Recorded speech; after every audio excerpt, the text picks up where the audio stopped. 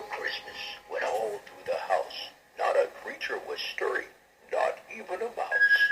The stockings were hung by the chimney with care, in hopes that St. Nicholas would soon be there.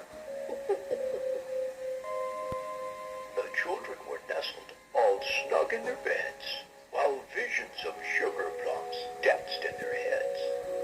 And Mama in her kerchief, and I in my cap, had just settled down for a long winter's nap. When out on the lawn there arose such a clatter, I sprang from my bed to see just what was the matter.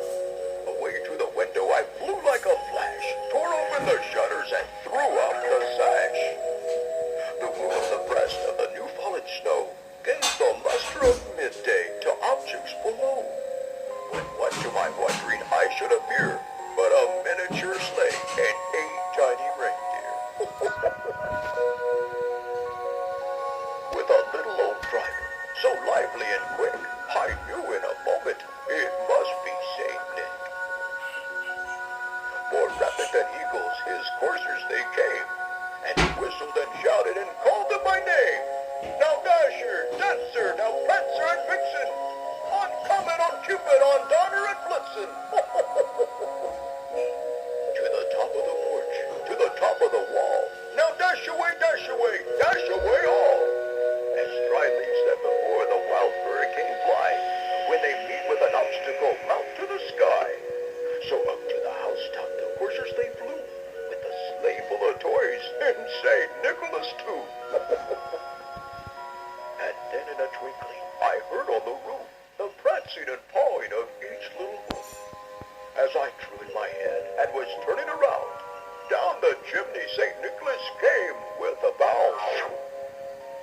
He was dressed in all fur, from his head to his foot, and his clothes were all tarnished with ashes and soot.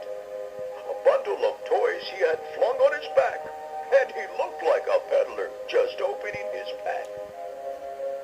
His eyes, how they twinkled, his dimples, how merry. His cheeks were like roses, his nose was like a cherry. His droll little mouth was drawn up like a bow, and the beard on his chin was as white as the snow.